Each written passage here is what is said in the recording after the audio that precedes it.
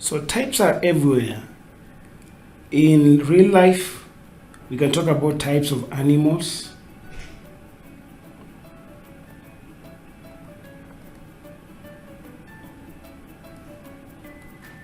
A dog, a cow, sheep, goats, and others, okay?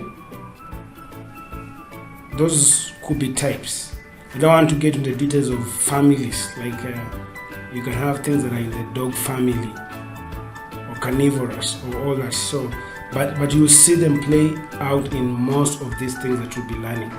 Real life things being presented in terms of code, okay? So just like the way we have types with real life, we also have types in a computer when you're doing your programming. Hi kids. So in the last session we talked about variables, okay? And we defined a variable as something that holds data and has a label, okay?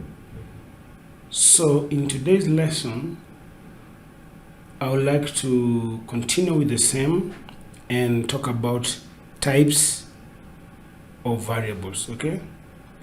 Or sometimes we call them as data types. The types. I won't go into the details of listing all the types that we have, but you'll keep seeing them in the classes, okay?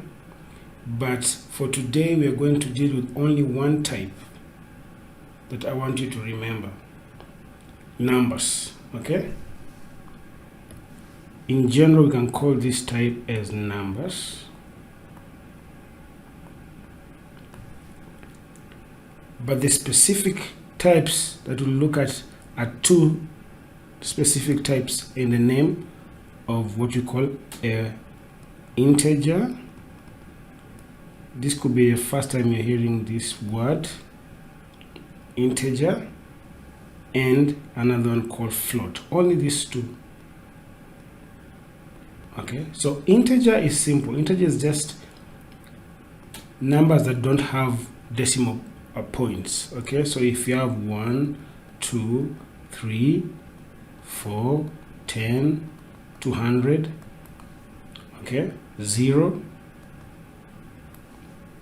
I don't want to talk about negatives. I don't know if you know about negatives, but if you don't know about negatives, don't worry about that. So just think about it as numbers, whole numbers. And then floats are numbers that have decimal points.